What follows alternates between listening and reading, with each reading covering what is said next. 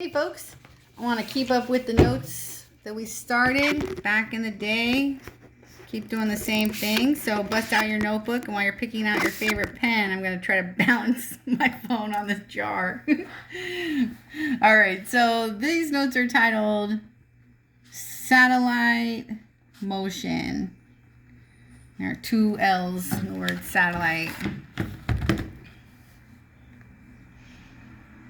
So we just watched The Universe is Vast. I hope you watched it. Vast universe, 206 seconds. There's so many things out there. So many. They said that there are more stars in the universe than there are grains of sand on Earth. But more atoms and more grain in a grain of sand than there are stars in the universe. There's so many things. And a lot of them are going around or orbiting other things. Satellites are a special category of things in space. And I'm going to break it down for you right here with this one sentence. Ready? Satellites orbit planets. Planets orbit stars.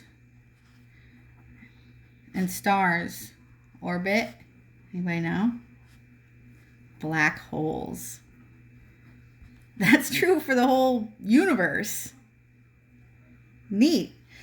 There are like two types of satellites though. So let's look over here at satellites. We have natural satellites such as moons.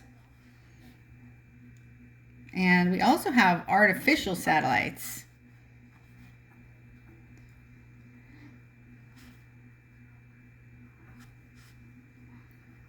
Such as, well, anything human-made. So artificial is something that humans made. And that could be Sputnik. There's a classic one. This was the first satellite ever in the space race. But we usually use them for communication, navigation, love that, and also weather. But we're going to talk a lot about the Kepler satellite. The Kepler satellite collects some really cool data. It collects light and gravity. Here's a fun word. Get ready.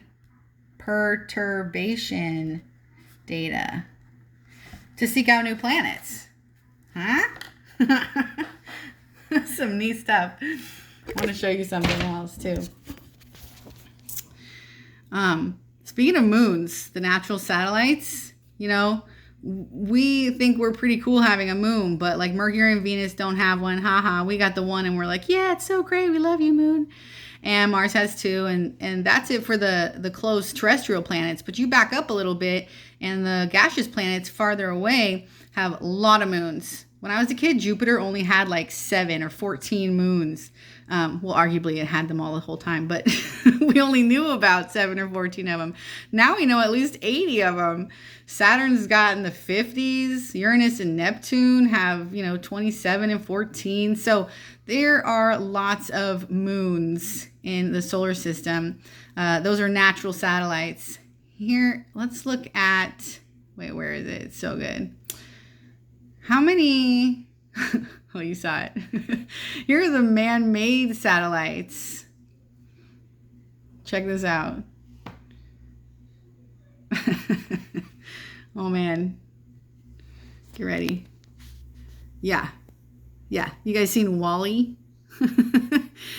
I think when I was learning about this back in the day, I thought, oh, yeah, there's probably like 20 of them, tops, right? No, there are a lot. All those man-made satellites, and they're in orbit. They don't, they're not crashing into us all the time, and they're not flying away on their own. They're in orbit, and there are two conditions for orbit, whether it's a man-made satellite or a moon.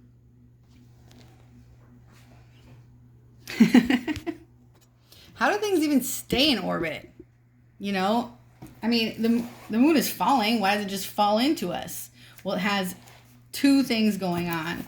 So when it comes to things staying in orbit, I'm going to say, how do things, objects, stay in orbit?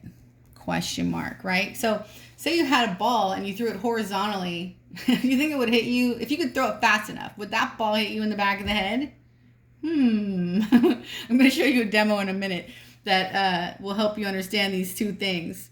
But how do things stay in orbit? I keep thinking about the baseball, right? So if you throw the baseball like a little fast with a small horizontal velocity, it'll go a little far. Imagine throwing it as faster and faster. And how fast would you have to throw it to get it to come all the way back around so you turn around and catch it? What a fun thing to think about. When it comes to things staying in orbit, there are really only two conditions. Centripetal force, and that is F with a subscript C equal to mv squared over r. We'll put that in the notes in code. As well as tangential velocity. And that's going to be V with a subscript T. I think it's mostly, I see it as a capital T, but I've seen it both ways. And that's equal to distance over time, just like normal. And the distance in a circle, 2 pi r. And there's a special name for time of one cycle, and that is a capital T, and it stands for period. And let's write that down. Period measured in seconds is the time for one cycle. This will come back when we talk about oscillations and waves later.